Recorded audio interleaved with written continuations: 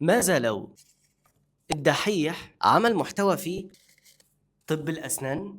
صعبة دي. معظم دكاترة السنان بيعملوا نفس المحتوى، التلات نصايح البيفور والافتر، ويا اما بيصوروا في عيادة او في استوديو جينيريك، ودي اخر حاجة هنعملها مع الدحيح. الدحيح اصلا ستوري تيلر، بيحكي قصص وبيسليك وبيعلمك في نفس الوقت، فقوته مش انه يديك معلومات، بل انه ياخد معلومة معقدة ومملة ويحكيها لك في صورة ممتعة، وده اللي احنا هنبني عليه كل حاجة. فالاستوديو هيكون مزيج ما بين مكتب مؤرخ ومعمل اسنان، هيكون في مكتب خشب عليه مجسمات، اشعة متعلقة، وصور شخصيات تاريخية هيتم ذكرها في الحلقات. اول سلسلة هنعملها في المحتوى هتبقى احداث تاريخيه، بس الاسنان محور في الاحداث دي، فهنعمل حلقه بعنوان ازاي الاسنان بتكشف هويه الموتى. هتبدا الحلقه كالعاده بسكتش كوميدي، بعد كده هينط الدحيح على قصه اختفاء الدكتور جورج باركمان، وازاي من شكل اسنانه وقالب اتعمل له من 3 سنين اتاكدوا من هويته. تاني سلسله هياخد شخصيه تاريخيه ويحكي ان الشخصيه دي لو جات له العياده هيركب لها فينيرز ازاي، ولكن مش هيبقى مجرد انه بيركب لها فينيرز وبس، ولكن هيرجع لزمن الشخصيه دي ويتكلم عن طبيعه اكلهم، كانوا بينظفوا اسنانهم ازاي، شكل طب الاسنان في العصر بتاعهم، وايه اصلا شكل الابتسامه ومعايير الجمال في العصر ده، وفي النهايه يبدا يركب له فينيرز. وبما ان محتواه هيوصل لجمهور كبير، فحرام الصراحه ان هو يكون معتمد على العائد اللي جاي من العياده بس. فاول برودكت هخليه يعمل له لانش هيكون لبان تبييض اسنان، والباكج ذات نفسها هخليها كانها طالعه من الاستوديو اللي بيصور فيه. وطبعا لما المنتج يثبت نجاحه هنتوسع لمنتجات تانية، ممكن بقى نعمل دينتال كيت كامله بتوصل لك كل 3 او 6 شهور فيها كل حاجه عشان تحافظ على اسنانك. وده اللي كنت هعمله لو كان الدحيح دكتور اسنان.